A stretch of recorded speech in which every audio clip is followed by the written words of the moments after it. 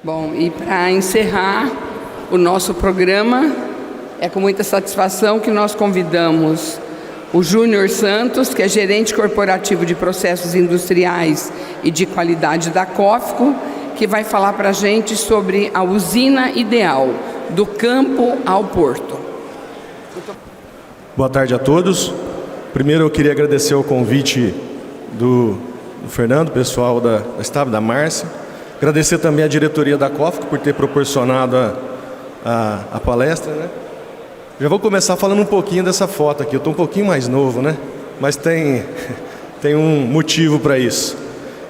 Essa foto foi do meu primeiro ano na COFCO, né? Quando eu comecei na COFCO, 2015, eu tinha essa carinha mais nova aí. Hoje, esse ano eu estou fazendo 9 anos.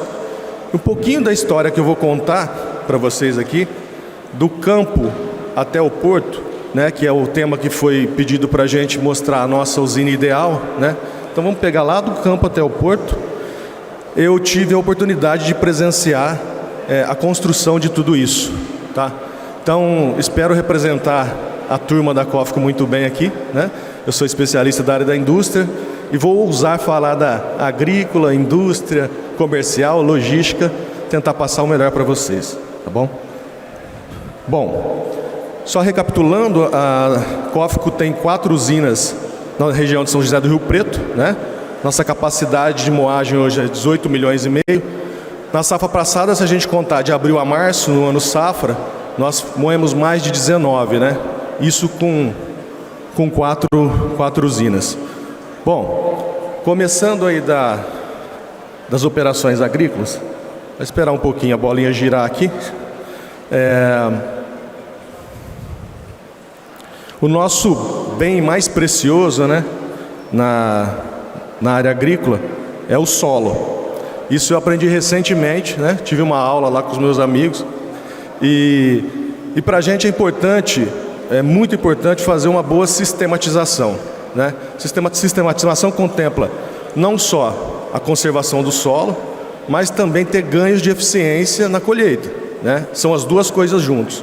E às vezes um joga contra o outro, né? Então é preciso uma boa relação, um bom conhecimento do solo, conhecimento do relevo, conhecimento da época do plantio, né? Conhecimento de área de cobertura.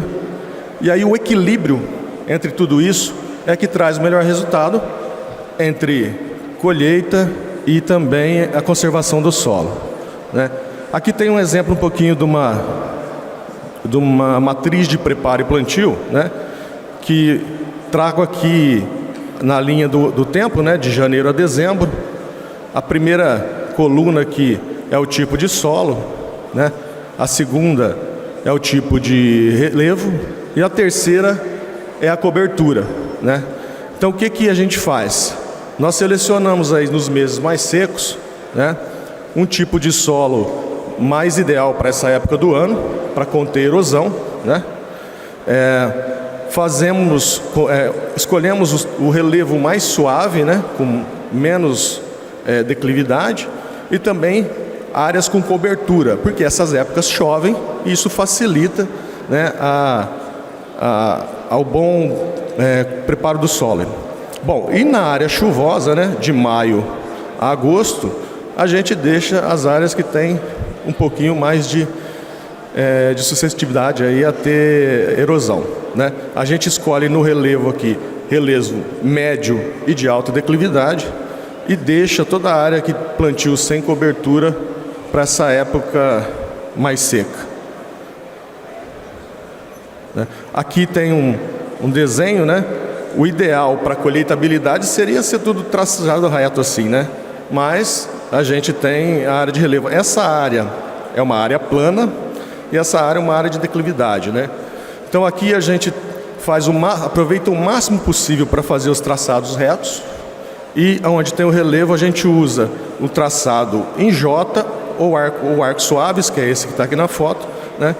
Com isso eu reduzo a compactação do solo, tenho melhor colheitabilidade e também evito a erosão. Bom, para tudo isso eu preciso ter disciplina e ter um bom controle de tráfego, né? Com isso, o que a gente faz? Nós temos que padronizar todos os nossos equipamentos, né? Hoje os nossos transbordos, todos têm bitolas de 3 metros, né? E seguem sempre a linha, tudo com georreferenciamento, né? E isso eu consigo fazer com que a área de tráfego seja a mesma e tenha o menor impacto possível na lavoura. Essa última foto aqui, ó, do tratorzinho, acho que está mais bonito. Dá para ver a roda do trator aqui, o pneu do trator em cima da linha de tráfego. Aqui, no caso, uma adubação de corretivo. Bom, aqui um esquema para a gente entender onde está a raiz da cana, né? E aonde está a área de tráfego. Então, quanto mais eu conseguir reduzir essa área de tráfego, menos impacto na produtividade da cana, né? E também maior infiltração de água no solo, que é o que leva nutriente aí para a cana, né? Com isso eu tenho que ter disciplina, né? Se eu seguir essa disciplina, eu tenho o TCH diferenciado, né? E com mais longevidade, né? O meu canavial vai passar aí ter mais cortes aí com mais TCH, né? Isso eu ganho preservação das linhas da soqueira, redução do impacto da mecanização, né? Redução da compactação do solo e mitigação aí do TCH. Bom, aqui é um modelo bem interessante que nós temos um esquema aqui de colheita de linha simples e colheita de linha dupla, né? Já tentou-se no passado alguns modelos de colhedoras, mas agora elas estão vindo já com uma tecnologia melhor. A gente, o ano que vem, já vai ter colhedoras aí nas 4 usinas fazendo teste, colhendo com 2 linhas. Quais que são os ganhos aqui? Como eu disse, todos os transbordos, os caminhões de aplicação de defensivos, eles têm uma bitola de 3 metros, porém a colhedora não. A colhedora, ela pisa em todas as linhas. Com a colheita de linha dupla, eu vou ter a colhedora seguindo o mesmo tamanho aqui dos transbordos, com 3 metros. Eu consigo fazer o famoso canteirão aqui e eu ganho mais aura de filtrabilidade de água no solo, né? De passo de 50% para 75%. Bom, pulando agora um pouquinho para adubação, né? Vamos falar de adubação organomineral. O que a gente tem avançado nesses quesitos na COFCO, né? Hoje nós utilizamos a vinhaça concentrada como orgânico e o composto. Vinhaça na cana-soca e o composto no plantio, tá? Junto com ureia como fonte de nitrogênio, né? E MAP como fonte de fósforo. E mais adubação biológica e ácidos úmicos, né? Bom, nós somos os pioneiros aí, né, na concentração de vinhaça. Nós começamos a operação de concentração de vinhaça em 2008, na unidade de Potirendaba. Fomos a primeira empresa no estado de São Paulo a registrar a vinhaça concentrada como fertilizante no Ministério da Agricultura, né? Hoje, além de Potirendaba, a gente tem a unidade de Sebastianópolis e a unidade de Catanduva, cada um com um tamanho independente, mas as capacidades de concentração de vinhaça: Sebastianópolis 60 metros por hora, Catanduva 80, Potirendaba 30. Um BRICS de entrada de 4 graus e saída de 25. Bom, o que a gente faz com essa vinhaça? Quais são os ganhos, né? Quando a gente vai usar como fertilizante, no enriquecimento nós tivemos que fazer um projeto interno para a misturadora, né? Era uma coisa nova e não tinha muito no mercado. A gente mesmo desenvolveu um projeto. Esse aqui é o projeto de uma das nossas misturadoras. E aqui o implemento, que também não tinha no mercado, em parceria com o fabricante, a COFCO mesmo desenvolveu um implemento para aplicação dessa vinhaça enriquecida no campo. Nada mais é do que eu pegar a vinhaça concentrada, com 25 de BRICS, nessa misturadora eu enriqueço com nitrogênio e fósforo, eu tenho minha vinhaça enriquecida, que aqui ela deixa de ser um resíduo, agora é um fertilizante, né? Quais os benefícios? Aplicação localizada, não utiliza aspersão, elimina a compra de KCl, nós não compramos mais KCl, todo o potássio vem da vinhaça e do composto, né? A aplicação é controlada e tem uma melhor qualidade. Quais são os benefícios na formulação do adubo líquido? É um menor custo de formulação, né? Redução do custo de frete, que a aplicação eu faço tudo de uma vez, né? Em uma única aplicação eu já passo o NPK. Redução de custo de matéria-prima e eu consigo fazer uma adubação foliar, né? O que eu ganho? O ganho de eficiência na adubação, melhora na CTC do solo e desenvolvimento de micro-organismos. Aqui um videozinho aí mostrando a aplicação. A CTC é coeficiente de troca catiônica. Aprendi recentemente também. Bom, aqui um vídeo interessante aqui da gente mostrando a aplicação sobre trator e a aplicação sobre caminhão, né? Uma operação limpa, sem escorrimento e sem empoçamento. Uma outra operação bem interessante nossa na agrícola, a gente tem que fazer rotação de cultura, né? A gente sabe, faz parte do manejo aí. Nós fazemos parte da nossa rotação de cultura com plantio de soja, né? Por incrível que pareça, com essa operação a Cofco é a maior produtora de soja individual do estado de São Paulo, né? Com isso a gente conseguiu rentabilizar a entre-safra, né? Otimizar o uso do solo, o solo está tendo um rendimento, e otimizar meu maquinário que está lá ocioso durante a entre-safra, eu estou usando aqui na rotação de cultura. Bom, saindo um pouquinho da agrícola agora, entrando na primeira etapa do processo industrial, né? No caso da extração, eu trouxe aqui um case da unidade de Sebastianópolis. Nós temos duas usinas com difusor, né? Que é a unidade de Meridiano e a unidade de Sebastianópolis. Essa foto é uma foto de Meridiano, que ela é mais fácil para explicar para vocês, mostrando aqui a implementação de um terno antes do difusor. O difusor está aqui, né? E aqui a gente, no caso de Meridiano, tem um terno de 100 polegadas. Em Sebastianópolis, a gente implementou no ano de 2022 um terno de 84, que estava em outra usina, nós transferimos para lá. E esses daqui são os resultados, né? A gente sabe, o difusor lá é 12 metros, tem capacidade de moagem de 12 mil por dia. Nós chegamos a fazer 15.800 no pico, mas podemos falar que a média ficou em 15 mil. Então nós tivemos um aumento de moagem, né, colocando esse terno antes do difusor. E aqui o último ano antes da implementação, e aqui o primeiro ano depois da implementação. Esse gráfico está relacionado com a extração. Nós ganhamos aqui mais de um ponto, saímos de 96,56 para 97,61. Isso com 30%, 35% a mais de moagem, né, só com esse terno. Isso aqui deve representar hoje uns de 15 a 17 milhões de reais por safra nessa usina que moe um pouco mais de 5, moe 5.300 aí. Então, é um resultado muito bom, uma das operações que a gente considera ideal para a usina, para a indústria. Bom, falando um pouquinho de caldeira.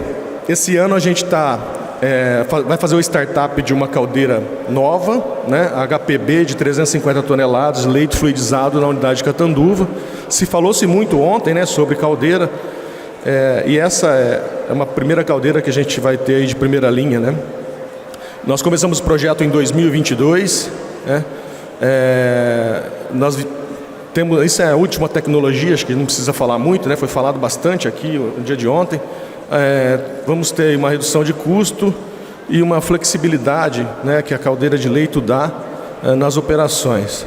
Bom, um pouquinho aqui dos números, né, da caldeira. Como eu falei, 350 toneladas hora, pressão de 67, né, bar, 67 e pouquinho, 525 graus de temperatura. Nós vamos substituir 3 caldeiras, né, nessa unidade. 2 de 21 e uma de 65 aqui, que só dá dor de cabeça. Essa caldeira, como diz o Enéas, 5 por 1, né? ela trabalha 5 e folga 1. Bom, ainda na linha da indústria, tem mais uma operação interessante.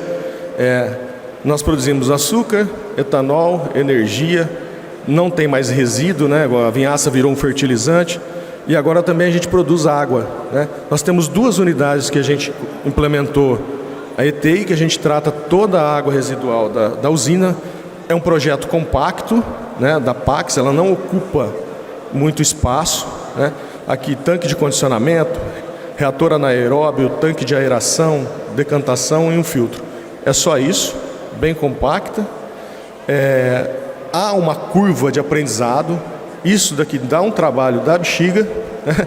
Nós estamos apanhando muito, mas estamos evoluindo. Acho que o importante é isso, né? Hoje, esse ano, a gente está operando muito melhor que o ano passado. A unidade de Sebastianópolis já está devolvendo água para o rio, melhor que a do rio, né? E se a gente for fazer só um balanço de volume de águas ali, nós ainda estamos captando, mas a gente capta menos do que a gente devolve, né? Então, a nossa ideia é ir amadurecendo até a gente conseguir zerar ou minimizar essa captação, né? E chegue nos números próximos de zero, né? Aqui uma foto do projeto, né? Aqui ela estava operando. Por enquanto, o biogás, a gente ainda não achou nenhum projeto de viabilidade, né? Vocês estão vendo o flare aqui queimando o gás. Mas a gente vai deixar para uma segunda etapa, talvez a gente consiga viabilizar o uso desse gás com alguma tecnologia que venha aparecer, né? Só falando um pouquinho para não deixar falar de açúcar e etanol, né? Mostrar um pouquinho da nossa flexibilidade. A gente é um grupo que trabalha mix aí de 65, 68, sempre só com 2 massas, né? Nós temos aqui, eu trouxe um exemplo da unidade de Sebastianópolis. A gente pode lá com 2 massas chegar a 70 de mix, né? No cenário max açúcar. Aqui uns números de produção, né? Vamos conseguir isso com 47.500 sacos por dia, 600 metros de hidratado ou 600 de anidro. No cenário etanol, essa unidade vai fazer 56 de etanol, né? 44 de açúcar, produzindo 30 mil sacos de açúcar por dia, 1.100 de hidratado, podendo transformar desses 1.100 em 600 de anidro, né? Nós temos anidro nas 4 usinas, 3 usinas nós temos desidratação por peneira molecular, inclusive a unidade de Sebastianópolis. Aqui o mix de anidro, né? Catanduva a gente consegue anidrar 75% da produção, Poti 100%, aqui é com coluna de MEG, Sebastianópolis 90% e Meridiano 100% quando estamos no mix açucareiro. A gente ainda se desafia um pouco mais, nas paradas a gente aproveita esse hidratado que não conseguiu produzir na peneira e acaba desidratando, então a gente tem aproximadamente na safra aí quase 100% de produção, tudo em anidro, né? Para trazer um exemplo aqui, o ano passado a gente produziu 480 mil metros cúbicos de álcool anidro. Falar um pouquinho da gestão e controle. Aqui eu vou falar um pouquinho da gestão de controle agroindustrial, né? O ano passado eu tive aqui e falei com mais detalhes aí da gestão industrial. Esse ano eu vou mostrar um pouquinho como que é a sinergia entre a agrícola e a indústria, né? A gente tem uma sala, né, no escritório corporativo nosso de São José do Rio Preto. A operação lá é 24 horas por dia, 7 dias por semana. E aí a gente faz uma gestão e monitoramento agroindustrial. Aqui um modelinho que acho que exemplifica muito bem como que a gente trabalha, né? São as 2 engrenagens ali, girando e fazendo as operações serem melhores a cada dia, tá? Pouquinho aqui de detalhamento sobre a gestão agrícola, que a gente chama de GOA, né? O que eles controlam lá? Eles controlam toda a formação. A gente viu que nós precisamos ter uma disciplina no tráfego, nas linhas, né? Tudo isso é monitorado via GPS, tudo isso é acompanhado, tem indicadores, tem metas para isso, né? A colheita e o transporte também, né? O CTT é acompanhado. Falta cana em uma usina, quebrou na outra usina, faz a transferência, vira a cana de uma para outra. Então a dinâmica e o contato ali com a indústria, que fica um de frente para o outro na mesma sala, ela é muito importante para que isso aconteça em tempo hábil aí, né? A moagem, claro, né? Moagem é uma interface ali da agrícola com a indústria. O controle dos tratos também estão, né, no GOA, né, assim como formação e colheita. E também a manutenção automotiva, né? Toda a OS para manutenção automotiva é aberta por esse time aqui. E aí, como eles estavam faltando um pouco de serviço para eles, a gente deu a transporte de funcionários para eles cuidarem também. E melhoraram bastante, né? Hoje o transporte funcionário é rastreado com câmera, ficou muito legal. Tem toda uma roteirização, né? O know-how ajudou bastante a economizar. Tudo isso, né, tem uma área de melhoria contínua que, com todos esses dados, todos esses controles aí, a gente consegue apoiar a melhoria contínua. Um pouquinho da gestão das operações industriais, né? Nós chegamos um pouquinho depois da agrícola na sala, implantamos em 2020. O nosso monitoramento é tudo online, nós monitoramos todas as variáveis da planta em ressonância com a usina, né? A usina está trabalhando, tem o seu monitoramento e o time aqui apoia. É um time que está no escritório, que tem engenheiros lá, que consegue ter uma visão um pouco mais aprofundada do que está acontecendo. E consegue fazer essas análises de dados em tempo real e reporta isso. Com tudo isso a gente consegue estatisticamente fazer uma análise e ver aonde, com análise de causa, plano de ação, entender onde está falhando. Esse setor que está falhando a gente consegue fazer treinamento esporádico ali no caso, né? E também a gente faz o retreinamento das pessoas todo ano que são envolvidas com o sistema de gestão da rotina, né? E também a melhoria contínua, né? Como eu disse, análise de causa, os planos de ação são tudo controlados via sistema, né? E também temos o sistema de segurança de processos, IMOC, que a gente implementou o ano passado. Como casa de ferreiro, espeto de pau, né? O laboratório é sobre a minha gestão e eu não trouxe nenhum slide do laboratório. Mas o laboratório, nós temos também os laboratórios equipados com cromatografia nas 4 usinas, com NIRS, que agora está ajudando a gente a agilizar muito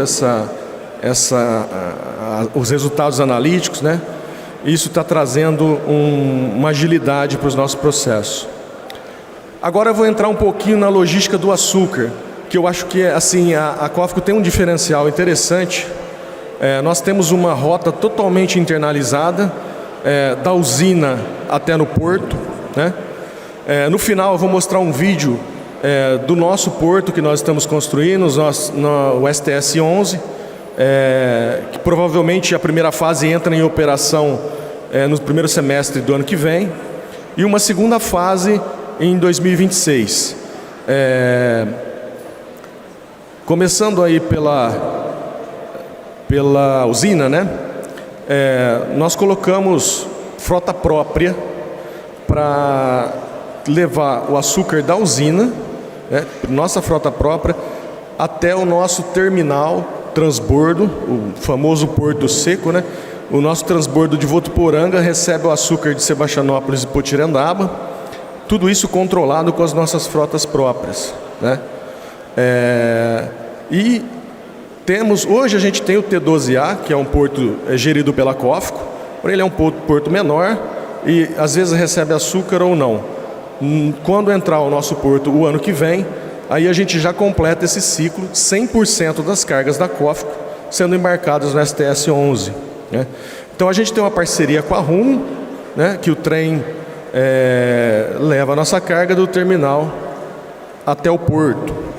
Vou mostrar um pouquinho dos benefícios aqui que a gente teve. Deixa eu pular esse slide aqui. Aqui, um pouquinho dos benefícios que a gente teve com a frota própria, né? A internalização foi feita em 2018, né? Com a gestão na nossa mão, né? O nosso know-how em segurança, nós temos 0 acidentes com esse time, né? Tivemos bastante redução de custo, porque o frete terceirizado acaba agregando um pouco mais. Melhoria operacional, eu controlo tudo, controlo o tempo do açúcar na usina, o tempo que ele vai para o terminal, a quantidade de estoque que eu tenho em cada um. Nós temos 99,7% de disponibilidade. Essa rota está nas usinas do Polo Norte, né? E a gente aproveita a ociosidade que a gente tem entre safra de alguns caminhões e faz o transporte daquela soja que nós estamos fazendo rotação de cultura. Então, uma coisa ligando a outra aí. Aqui um pouquinho de segurança e tecnologia, né? A gente aprendeu muito com os canavieiros, né? Os caminhões canavieiros. E aí a gente usa no transporte de açúcar as mesmas tecnologias, né? Detecção de fadiga dos motoristas, telemetria e direção econômica, gestão de risco, gerencia todos esses tempos de processo, né? E temos um rastreamento em tempo real por GPS. Aqui uma foto do transbordo de Votuporanga, né? Aqui ele estava, uma foto do ano passado, começando a encher de açúcar. Desse ano, no começo da safra. Também 0 acidentes desde 2016, a capacidade estática de 75 mil toneladas. A gente consegue descarregar 7 mil toneladas por dia de açúcar e expedir 500 toneladas por hora via ferrovia, né? E a gente opera em parceria com a Rumo nesse terminal. Aqui uma telinha mostrando o rastreamento. Essa daqui é a unidade de Sebastianópolis, né? Aqui a gente vê aqui 2 caminhões, mostra o número da frota e o nome do motorista, né? E tem mais um aqui na portaria. Com isso a gente consegue fazer a gestão em tempo real de todo o processo. Isso aqui é um mapa um pouco mais ampliado. Eu tenho aqui a unidade de Meridiano, tenho um caminhão aqui na unidade de Sebastianópolis, alguns caminhões ali fazendo carregamento, e aqui o transbordo. A gente vê que a proximidade das usinas até no transbordo otimiza muito e traz uma economia muito grande de frete para a gente. Aqui é um rastreamento dos trens, né? A Rumo disponibiliza para a gente um rastreamento em tempo real, então a gente sabe onde o trem está, que hora que ele vai chegar, em que momento eu vou ter essa carga no porto e consigo fazer uma gestão muito mais detalhada, com muito mais assertividade, com muito mais economia dessa logística toda. Aqui é o porto, né? Mostrando aqui um pouquinho dos rastreamentos dos navios, né? Esse daqui é uma tela de rastreamento de navios, parece aquele fly radar, né, dos aviões, né? Vocês tinham ideia que tinha esse monte de navio no oceano, né? Bastante, né? A COFCO também tem navios operando aqui, né? Transportando do Brasil para o mundo. E a gente consegue aqui também ter, assim que nomeia o navio, a gente já consegue identificar e também planejar quando que ele vai atracar. A gente consegue ver se tem algum problema de fila, se vai ter demurrage. Então a nossa logística daqui até na usina, ela é toda controlada internamente, né? Bom, eu não vou usar todo o tempo, eu já vou finalizar logo. Eu vou passar aqui para vocês o vídeo então do STS, para vocês acompanhar, e na sequência já finalizo, tá? O vídeo acho que tem 4 minutinhos. Ele vai mostrar um pouco do Porto de Santos, aí começa na obra do STS-11, mostra as 2 fases e aí a gente já finaliza. Localizado ao sul do litoral paulista, o Porto de Santos fica a 70 quilômetros do maior polo industrial do país. Rodovias e ferrovias ligam os principais produtores agrícolas nacionais, conectando o Brasil e o mundo. O porto é uma das nossas importantes ligações diretas com a China. O Porto de Santos é o principal porto brasileiro e o maior complexo portuário da América Latina. Em 2022, o Porto de Santos superou a marca histórica ao atingir 162 milhões de toneladas de cargas movimentadas. São mais de 50 terminais em 16 quilômetros de cais e 25 quilômetros de canal navegável. O Porto de Santos pode receber navios de 366 metros, os maiores navios que visitarão a costa leste da América Latina. Com extrema relevância econômica, o porto concentra aproximadamente 67% do produto interno bruto do Brasil, o que confere uma participação de aproximadamente 30% no fluxo comercial brasileiro. O T12A, uma parte do STS-11, ainda está em operação pela COFCO em Santos, movimentando os principais produtos como soja, milho e açúcar. Com o objetivo de ser líder no agronegócio global, a COFCO arrematou o STS-11 por R$10 milhões em março de 2022. A concessão desse novo terminal portuário por 25 anos amplia em larga escala a capacidade de armazenamento portuário da empresa. Com um orçamento histórico de $285 milhões, a mega construção será dividida em 2 fases. A primeira fase incluirá a demolição da Cereal Sul, Bracel, Rodrimar e Reeses, envolvendo a construção de praticamente 90% do total das instalações do STS-11. Na fase 2, será realizada a demolição do T12A e das conexões de seus equipamentos com a fase 1, atingindo a capacidade nominal de 14 milhões de toneladas do novo terminal antes de 2027. Saltamos de 4 milhões de toneladas para 14 milhões de toneladas por ano, transformando o STS-11 no principal terminal de Santos e o único a concentrar as operações de todas as cargas da COFCO. Serão mais de 490 mil toneladas de capacidade de armazenamento, gerando mais de 480 empregos diretos. O terminal terá 98 mil metros quadrados e 2 berços exclusivos para atracação de navios. A grandiosidade do STS-11 é impressionante. Anualmente, serão carregados mais de 200 navios e descarregados mais de 110 mil caminhões, o equivalente a mais de 2.250 quilômetros com todos os caminhões seguidos. Os mais de 85 mil vagões descarregados por ano somam 1.450 quilômetros de vagões enfileirados.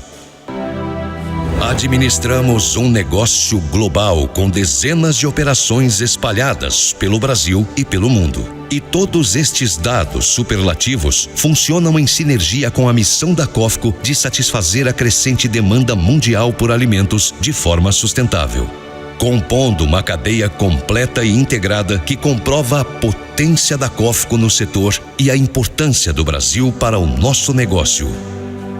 Somos todos COFCO. Bom, gente, é isso aí. É a COFCO ligando aí o Brasil com o mundo, né? Vou terminando por aqui, fico à disposição de vocês. Muito obrigado.